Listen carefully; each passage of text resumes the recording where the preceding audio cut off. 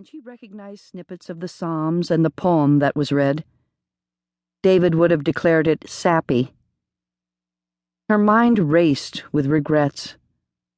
That she hadn't taken more care planning this memorial service, that she hadn't spent more time alone with her sons, letting them talk about how they were feeling.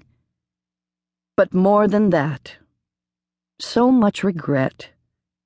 She and David still loved each other, yet somehow in the last few months, or was it years now, they'd let themselves get too busy for each other.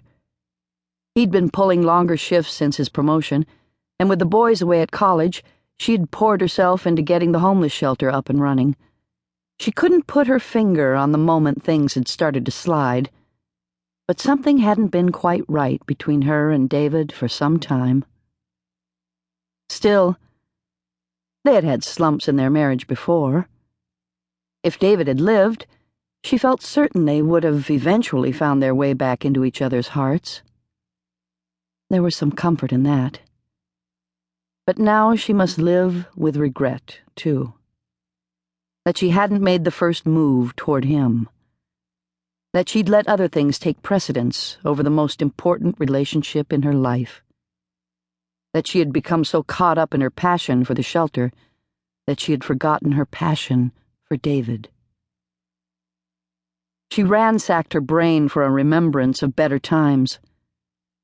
Why could she only find arguments and misunderstandings in the catalog of memories accumulated over 24 years of marriage? There'd been love there, too. Once upon a time. Daniel tugged at her sleeve. The brief service was over. David's life, summed up in 20 minutes. A driver from the funeral home waited outside the tent to escort them back to the limousine. Head down, she rose and gripped her son's arms, wishing her boys could carry her across the barren winter lawn. She felt the eyes of 100 strangers follow their path back to the waiting car. Movement to her left made her look up. A woman stood apart from the crowd, half hidden by the gnarled trunk of an ancient cedar. Tall and slender, she wore a dressy black coat and, like Susan, she had on black stockings and heels. A soft red scarf was wound around her head and neck, but dark hair escaped it, cascading in waves to her shoulders. She was weeping. Strange. Susan didn't know the woman, but then, with all the media in attendance, she didn't know many of the people here. Still, the reporters weren't dressed in typical funeral garb, and though they wore somber expressions, they weren't crying. Maybe the woman wasn't here for David's service. Maybe she was visiting a loved one buried in the cemetery. Still, it seemed odd she'd be dressed to the nines for a private visit. She stood apart from the other mourners, but she watched them, as if she belonged with them. The stranger looked up, and for the briefest moment, their eyes met. Then the woman looked away quickly, as if she'd been caught staring. "Mom?" At the sound of Davy's voice, Susan turned back and continued on to the car. Against the biting wind, she pulled the collar of her coat around her throat.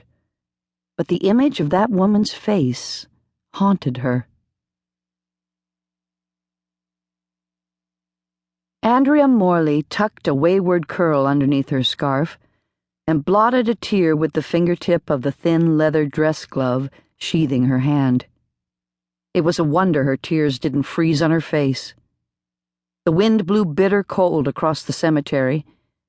As she had watched the family and friends huddled beneath the funeral tent, she'd envied the warmth they took from each other, that they had the right to comfort each other. "Oh, God, if you're there, forgive me." She swallowed another swell of tears and winced at the bitter taste that filled her throat. What must it be like to be free to cry over the casket, to speak openly of precious shared memories? She dropped her head. She would never know. And it did no good to stand here and wonder. She never should have come in the first place. She'd been foolish to take such a risk, as if she hadn't already risked enough. Comfort those who weep, Lord God. Grant your mercies. The pastor pronounced a closing prayer over the family. Andrea gave a little gasp. She should leave before anyone saw her, but she couldn't seem to make her feet move. Walking away would be the end.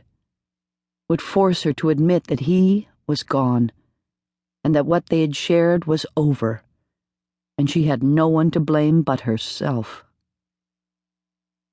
The scent of wood smoke drifted up from the valley, and with it a memory so strong she wasn't sure her legs would hold her against its assault. She reached for the sturdy trunk of a nearby tree and let the images come.